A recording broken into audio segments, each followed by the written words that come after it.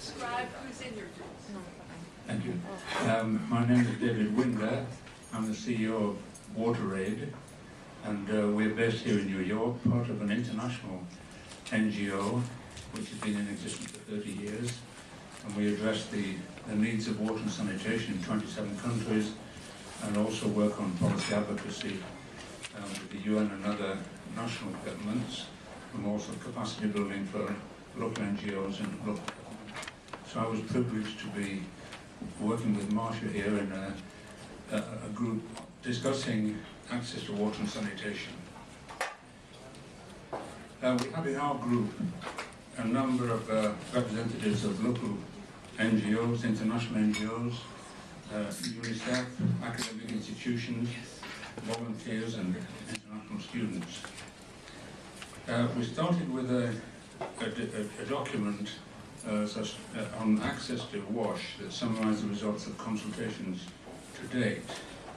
And in our discussion we focused on what was missing and what should be prioritised in the development of Sustainable Development Goals. The most important, I think, starting point was that we all agreed that universal access to water, sanitation and hygiene should be a separate goal.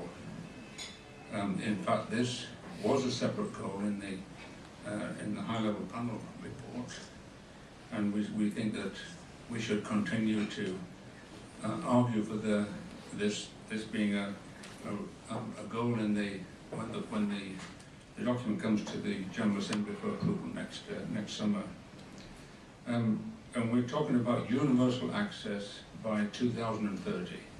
In other words, everyone should have access to safe water, sanitation and hygiene education, regardless of income, regardless of race or regardless of any other form of categorization. So that's point number one that we all, I think, agreed to. The second one is that the reason why we argue this, one of the reasons, is that we regard access to water as a basic human right. Access to water, sanitation, hygiene is a basic human right. And this means that water also is a critical component of poverty reduction. It means that we have to give emphasis to the reduction of inequality in access to water, sanitation and hygiene. Member governments have to ensure that the most excluded and marginalised are given priority. We also discussed the role of the private sector and the importance of creating an enabling environment for the private sector to support efforts to recycle water, recycle human waste, and develop innovative low-cost solutions.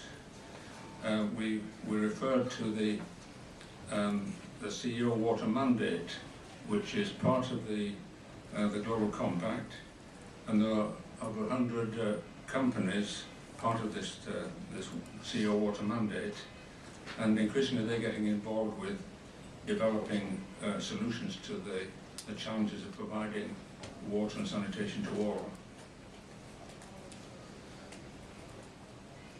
We see the need for more evidence to be produced so that we can convince ministers of finance of the critical importance of investing in water, sanitation and hygiene. One example is that there's a lot of evidence now, summarised by WHO, that for every dollar we invest in water and sanitation, it produces a benefit of $5. And this is because of higher productivity, the lower cost of health systems, and the fact that investment in this sector can also create employment. Another factor we touched upon was the need to develop a range of low-cost solutions to sanitation and water for different environments, for peri-urban areas, small towns and rural areas. We also reflected on the need to consider behaviour change. It's absolutely critical to work with communities to understand, for example, the need to end open defecation. In the past, so many sanitation programs globally have suffered from a lack of attention to behaviour change. So I'm sure you all have been to countries where many latrines are not used because of the lack of attention to education. So we think that any future policy should really give that appropriate emphasis. I think I probably touched upon most of the issues that and my distinguished group can always compliment me if I've left something critical out of the discussion. So I think finally we discussed the importance of prioritising provision for water, sanitation and hygiene in schools and clinics and other community centres as we move forward. We're talking about access to households, but it's critically important to address the need for washing schools. We're all aware of the critical importance that investment in water and sanitation in schools can have to achieving health and education goals. There's increasing evidence that where gender-separated toilets, for example, are not available, girls are likely to drop out of school when they start menstruating. And then we all know the importance of girls' education in any development strategy. So this is an absolutely critical part of any water, sanitation and hygiene strategy. Thank you. Thank you. Can you tell us a little bit about who your group is? No, where your group comes from, just a little bit? Oh yes, the group was, we had representatives, as I said, from UNICEF, from NGOs, both domestic here in the US and international NGOs. We had a student from Columbia University who was studying water sanitation, and we had a representative from Mount Vernon from an NGO that's working in Rwanda. So it was a very diverse and talented group. Thank you. Thanks. Next volunteer. So this is energy.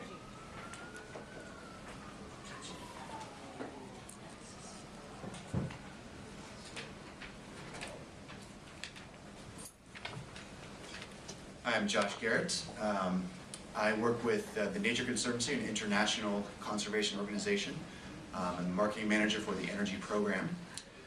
And I'm pleased to represent the energy group, which included a diverse group of one program for sustainable growth run by the Earth Institute at Columbia University. It's actually sponsored by the UN. Another head of the, I'm sorry, what was your energy group called again, George? Global Energy Initiative. Global Energy Initiative. Two students from Adelphi University looking at sustainable development and energy issues. And finally, the head of another energy nonprofit. So, the main issue that we were focused on is the 1.3 billion 1.3 billion people without access to electricity in the world. So we went straight at that problem, and the priority was to essentially bring energy to those people and do it in the best and most sustainable way possible. So we ended up honing in on modular energy systems. We had some great examples from some of my colleagues' work of bringing solar systems to small rural communities in Africa, and then creating sort of a microgrid and a micro-utility of sorts that services approximately 10 households at a time, bringing them solar energy.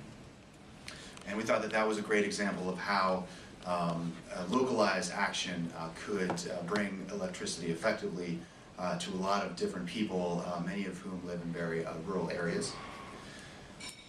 And at the same time, we acknowledge the need for these systems, such as the solar system, whatever source of energy they derive electricity from, to be affordable for the people who need that electricity, of course. We also spoke about the need for transparency of the programs that bring electricity to people who don't already have it, and the need for data especially data about infrastructure, about demand and production that's pre-existing in these areas. And that data is essential to sparking interest for international investors to try to bring maybe a profitable program that carries energy and electricity to different areas.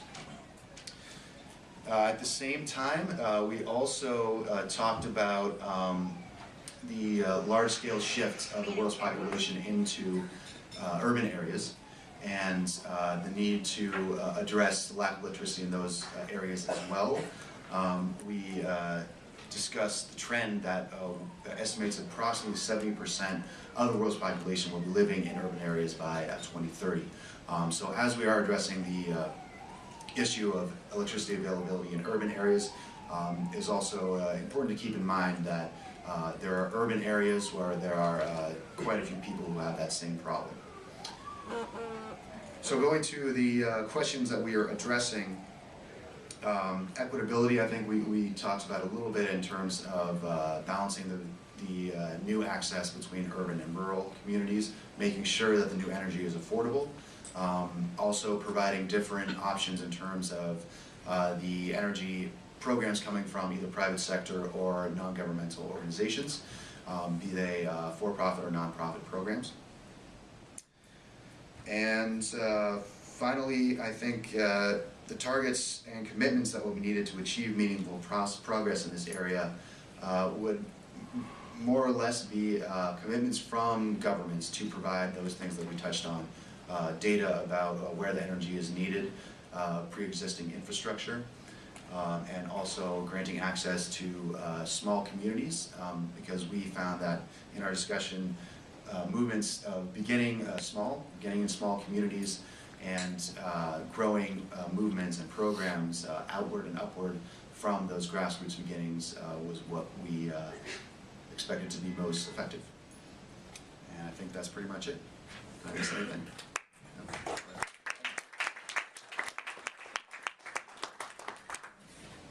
Next. Anybody? There's one Okay. back there. In the back.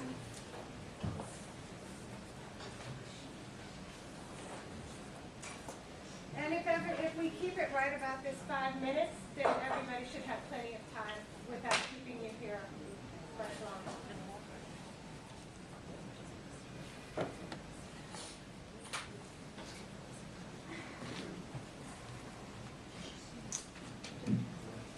Okay, hi everyone. We're going to do a tag team. In the meantime, we're going to report out on the different questions, but in the meantime, my name is Donna Rosa. I work for a company called Simrise. I've been in the food industry my whole career, pretty much, and I'm also the president of the Northern New Jersey chapter of UNA. And we had a really great meeting. We had a very lively discussion. And it was hard to tell people to, okay, we have to end. You know, the area that I had was affordable, nutritious food and sustainable agriculture. And while these are all related, each one of these could have a discussion of at least a week. So we had to keep it sort of high level and talk in broad terms. So what we're going to do is we are having Mark Baffa, our scribe, is going to report out on the questions. I did want to make a point similar to the first group that we did see as very important as having this food security, nutrition, sustainable agriculture as an individual and separate goal. I mean, we consider this critical. If you don't have food, you don't have anything. So that was probably our most important thing. It has to be its own goal. So I'm going to read the questions real quick, and Mark is going to report out. So the first was the main issues and challenges that we identified. So sure, everyone can read this, right? No. Looks like a beautiful mind or something. So we went through, we had about 24, 25 main issues that we worked with the team. Very varied across. We had organics versus GMOs, distribution. Loss, waste, poverty, property rights, commercial farming, women farmers, smallholder farms, education, and many others. And so what we narrowed them down you know, the next question, which was The priorities. the priorities for the next 10 to 15 years, and we narrowed it down to 5. And we have empowering smallholder farmers, especially women, infrastructure and education, commercial farming, specifically the issue of monoculture farming, transfer pricing, and property and land rights. We had consumer and producer education, including responsible advertising, and multi-stakeholder collaboration. So the next topic dealt with what key partnerships were important. So this we sort of answered with our brainstorming session, because we actually viewed multi-stakeholder collaboration as one of the 5 major challenges, also opportunities for us. And we spoke a little bit about civil society organizations, other NGOs, government, international bodies, private sector, and how all those fit into the different elements. And the next question was, how can the progress be made, I'm going to do together, how can it be made more equitable, and how can it be made more sustainable? Sure. So, for both of those, what's interesting is that this particular goal has, by pursuing it, they will be more equitable and sustainable, to the extent that investments in food security, nutrition, and sustainable agriculture will have a wide impact in reducing inequality. Because we know of these issues of, they speak about the cost of hunger. So people who are hungry, difficulty with employment, education, hungry children have a harder time being educated. And so all of those issues, by pursuing this SDG, will be made more equitable. And also, this is focused on the base of the pyramid, largest percentage of the population, and so by pursuing it, it'll be made more equitable. And then more sustainable, so investment in food security also enhances education, employment, health, so there's an inclusivity to it. And in terms of making it more sustainable to the extent that it doesn't impair future generations' ability to pursue this goal, well, something, for example, like education. That's not, by teaching someone something, it's no waste of resource, and it doesn't consume any more resources, so it's inherently sustainable. Okay, and the next topic was what national targets or commitments will be needed to make progress? We identified those. These aren't in particular order, but pursuing nutrition, food access, food security, and sustainable agriculture. The national targets you'd want to look at, right, are government investment in infrastructure, ports, roads, transportation, also education, as we noted, sustainable farming, and importantly, a social safety net for everyone, but also particularly people involved in agriculture, farmers. Okay, next is, we talked about the human rights dimension. And this is another one where our particular SDG is directly related to it. So it may be a little bit, some stakeholders may find right to food more controversial, but right to food access, certainly. We spoke about FDR and Winston Churchill and the 4 freedoms, which were sort of a groundwork for a lot of international development 50, 60 years ago, and freedom from want, right? And so that's sort of a major human rights issue. And right, so our SDG is a human right goal by that metric. Okay, and the last area was, is progress in any other area necessary for progress in our area? The answer is yes. So, what every other area it touches on this, right? Poverty. Progress in poverty would enable farmers, to have the materials that they need, the resources that they need. Gender equality. We talk about how many farmers are women. In fact, most farmers. And climate change, obviously, natural disasters, their effects on the food chain, water. We heard from the water group that's very relevant to what we're doing, and energy and good governance. So everything. Okay, so that's our report, and I just want to personally thank the people in our group. I thought we had a great group, and your input is very valuable, and thank you guys.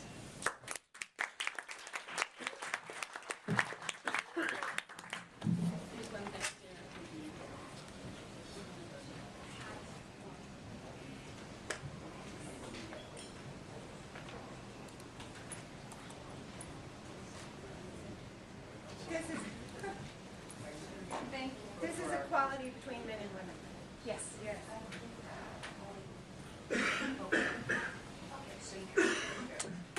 Hello, my name is Leah Chiron, and I was the moderator for the roundtable discussion on gender equality. And we had a very good representation of different groups, including students, people who had been working at the United Nations, people from UNA, other NGOs, and also corporate America. So we first spoke about whether we thought as a group there should be a standalone goal on women's or gender equality in the post-2015 agenda, and or should the goals be sort of mainstream throughout the others. And we decided that we wanted both. We think that a standalone gender equality goal is needed, and it's important to call out the importance of this issue, but it should also be inclusive of all types of people. We had a big discussion about calling on specifically equality between men and women. We wanted to be inclusive of the LGBT community, of people of all ages, and men and women. And we also felt that mainstreaming our goals across all of the other is crucial for effective change.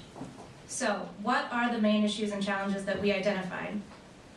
We think that there needs to be a balance between the economic and social components when we're creating these goals.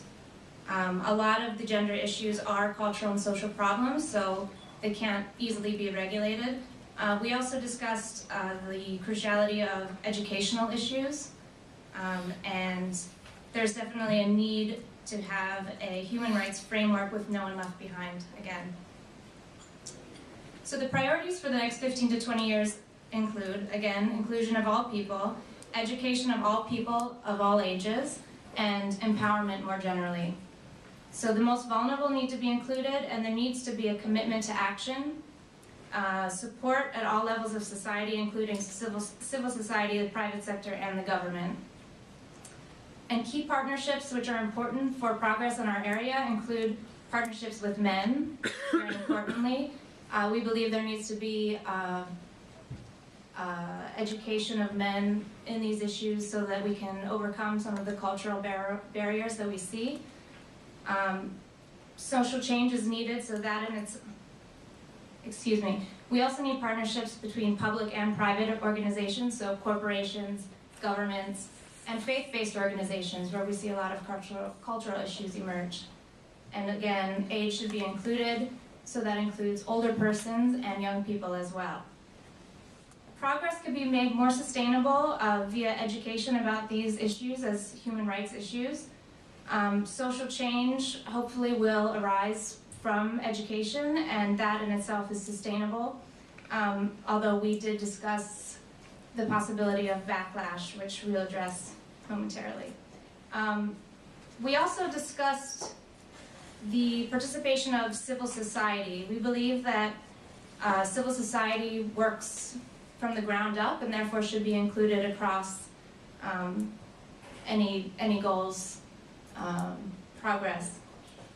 So the way that we would measure progress, we came up with a few different indicators. Some were social, like seeing what school attendance numbers were like, or what women were finishing school. Also seeing how many people were being abused, how many women vote, how many women hold elected office positions, and also what type of laws are being created which are specific to the issues.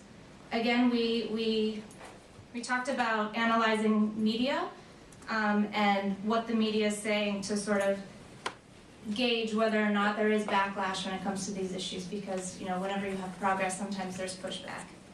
And when we discussed what other areas are necessary for progress within gender equality. We thought that all issues were incredibly important, and this was really an issue that sort of transcended to all others. So thank you very much to everybody who participated, and I have, as a postscript, Kathy Klein, raise your hand, has a document on including age issues in the post-2015 development process. So she'll be able to pass that out to anybody who's interested. Thank you very much.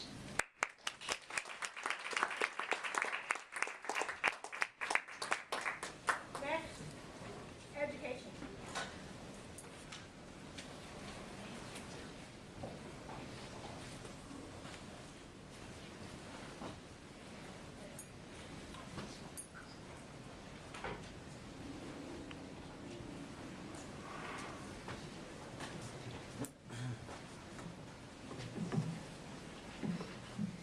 Hello everyone, my name is Raina Cadaville. Our group was the goal on education. So our first task was to define what a good education looks like, of course. So we decided, one, being able to be empowered through education, two, literacy-based system at the very least, without even mathematics involved. We need to be able to read and write, because to have the power of language is to have power in the world. Three, the quality of teacher training, because if you aren't being trained by someone who's qualified, the system is somewhat broken. Four, to be able to come out of the system that allows you to think critically, because as all of you here, I'm sure all of you here know, it's not just reading and writing, it's also being able to survive in a global community, in a world that uses communication as a vice. Five, a unified global standard for quality education. We all need everywhere, not just in the US, but not just in developing countries either. We need a global standard for education. Six, a civic education. Seven, health education, especially in places where poverty, where things like rape and especially for women, a health education is important to be aware of how to live your life and how you can best live your life. Number eight, to emphasize appreciation of diverse cultures, which is especially a problem here because oftentimes what our education lacks is, as a high school student, I know that we aren't given the training to know about other cultures and to appreciate, to break stereotypes in a way, to know that there is genocide out there is poverty out there, and there is something that we can do about it, and that we aren't as different as we might seem. 9, connecting to the students to create an educational experience that inspires passion in students and promotes inquiry-based education, because even if you can read and write and you can add and subtract, what furthers the education system over generations is a passion for education and to acknowledge that education is important. So our first question, what are the main issues and challenges that stand against global education? And we said, one, the quality of teacher training, because as I said, if you aren't being trained by someone who is qualified to train you, the system kind of breaks, because then this education can't be passed on to the next generation and the next generation, so the quality of the teacher who is training you is fundamental. 2, the lack of resources in regions that are underfunded. Even here in the US, there are places where students are, don't have pencils or don't have proper books, so in places like in developing countries, there are students who don't have desks, who don't have chairs, and without resources, you can't see a future for yourself through education, and students end up turning to things like pop culture. Like, not everyone can be a rock star, but when you see that they are the people who are idolized and they are the people who are successful, and you don't even have pens or desks, how can you see a future for yourself? So resource funding, especially through government supporting education, is hugely important. 3, economic challenges for families to provide the resources for children to go through schooling.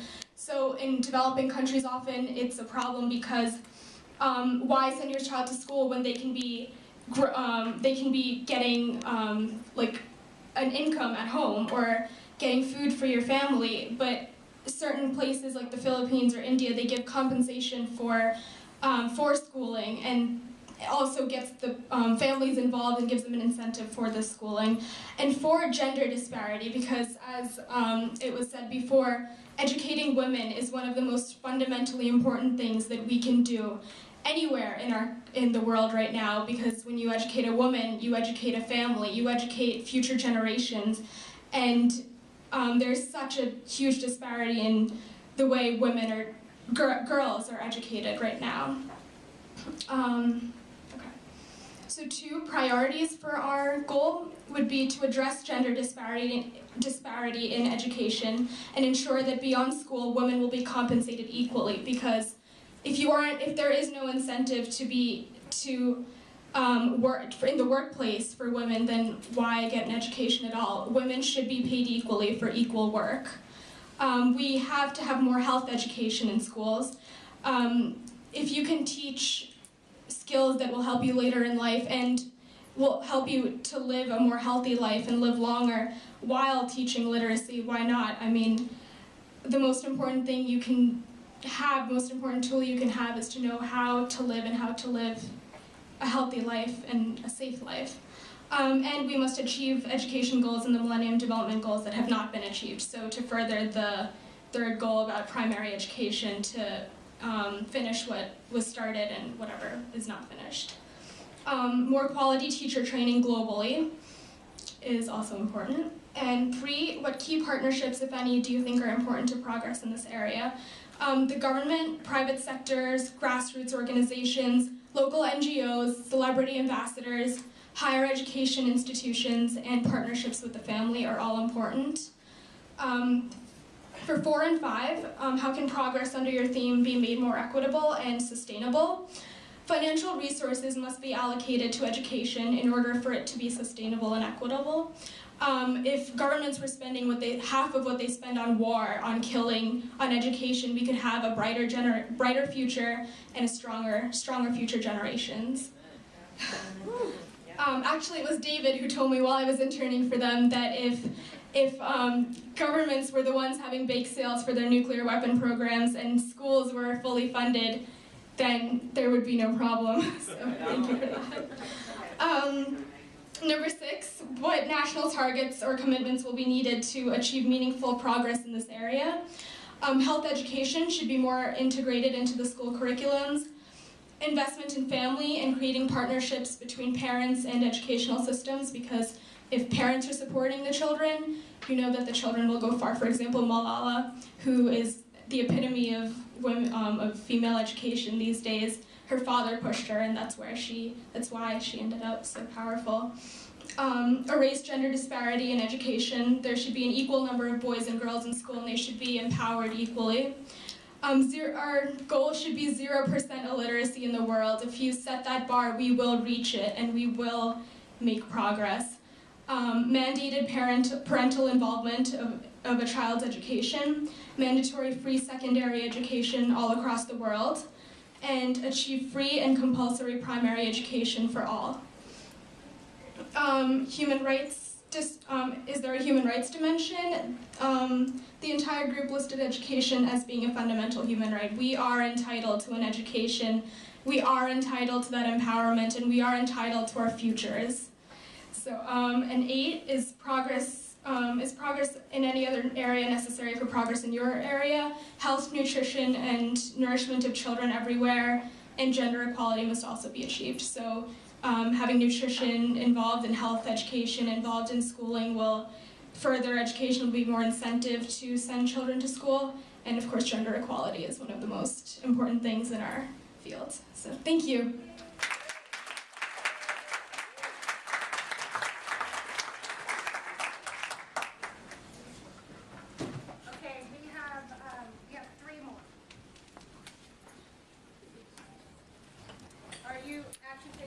No, just moving.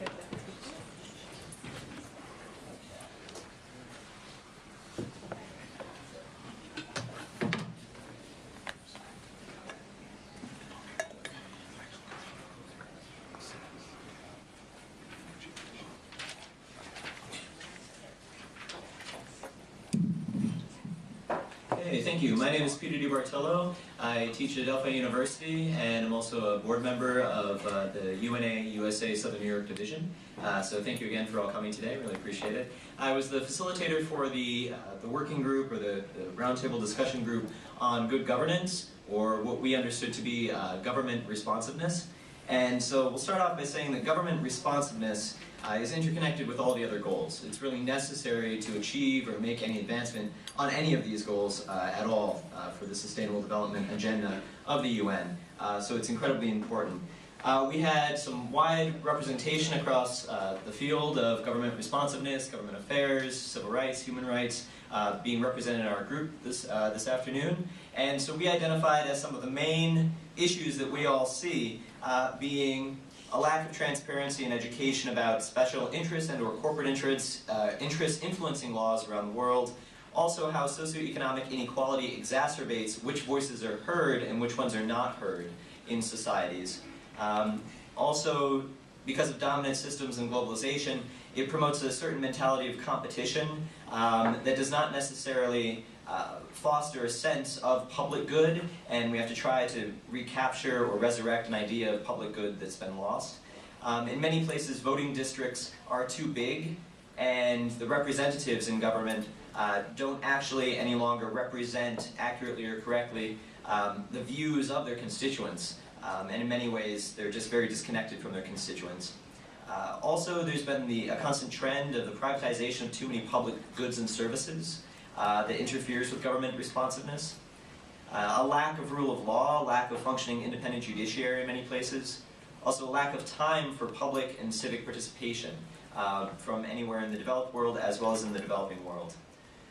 Also lack of transparency around municipal, state, and federal debt in many countries, and the spending of governments.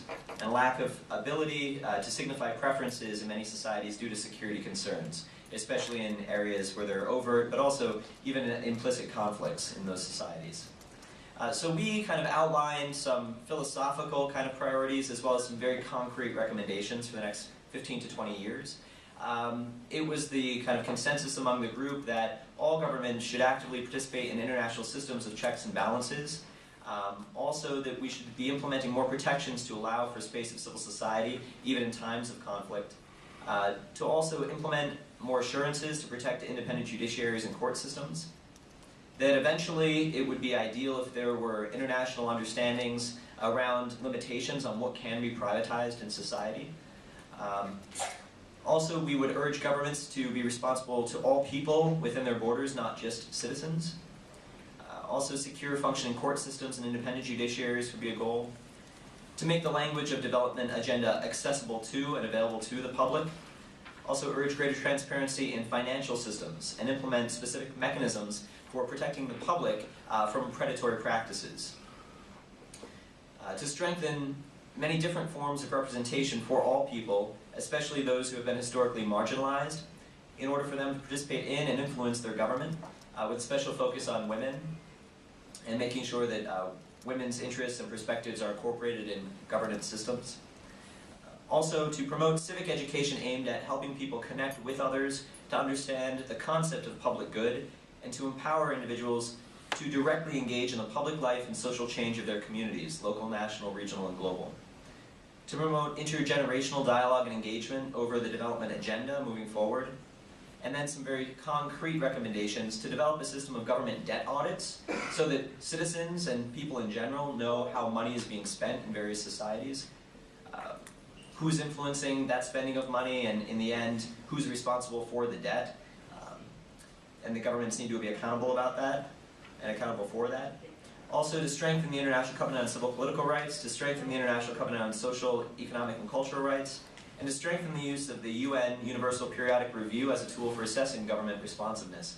And the specific reason for the last one is that we did see the development agenda as being interconnected with a human rights agenda, that the entire UN Sustainable Development Agenda could be, and maybe should be, reframed and reconceptualized as a human rights-based agenda aimed at expanding people's agency. This would allow us to use very clear and concrete tools that we already have at our disposal, such as the UNUPR, to review and assess government benchmarks on development goals. In that way, we could move forward focusing on the agency of people, the capabilities of people, and try to be more proactive about promoting development in human rights instead of having a reactive regime on human rights when we only pay attention when they're being violated. So those are some of the main takeaways. But then just to underscore that, again, good governance is crucial to every one of these goals, and we do very much appreciate all of your input in this, because this is a process of good governance and public engagement that we're all engaged in today, so thank you so much.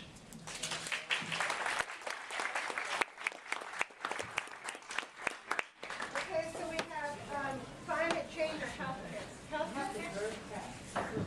We're the grand finale. Climate change will be last but not least. Climate change feeds into everything else.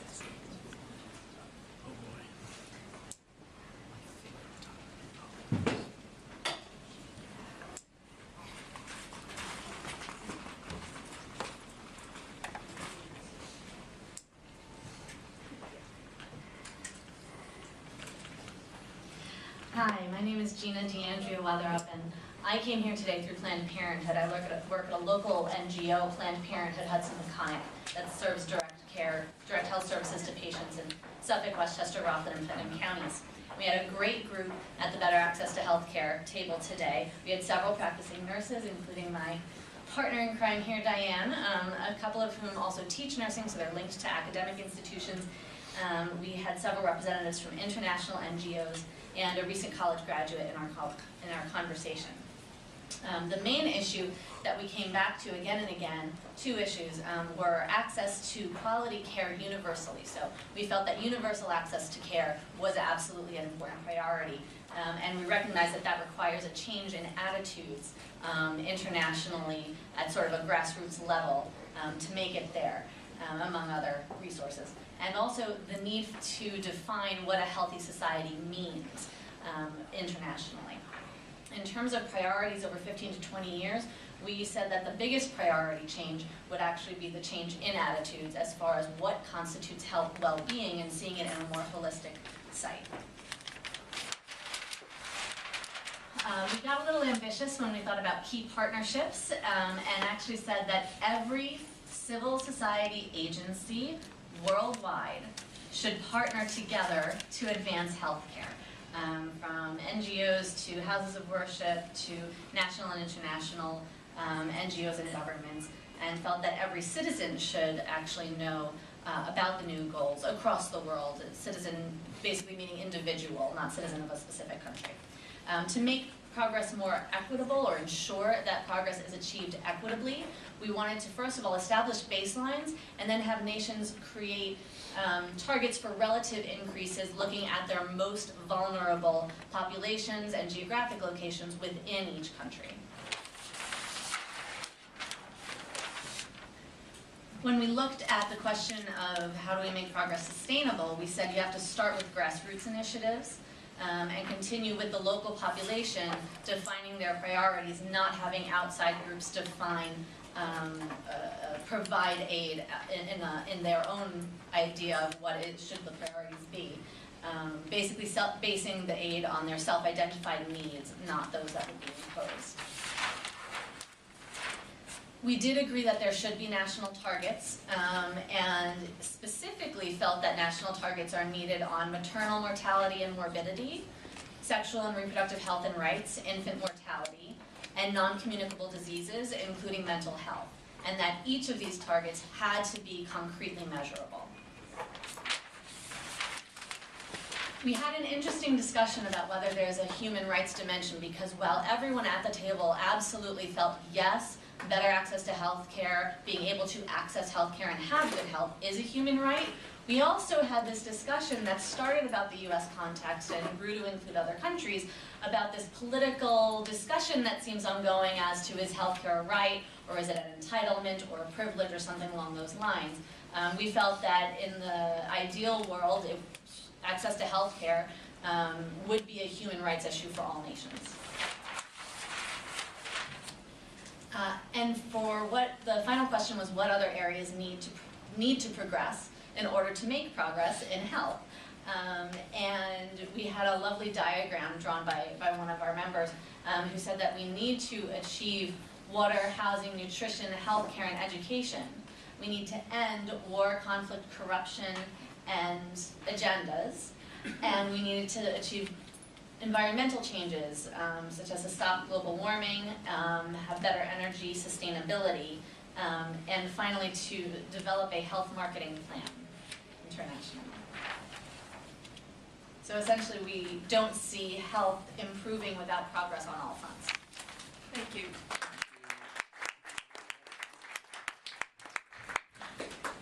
And then just climate change and then we'll wrap up.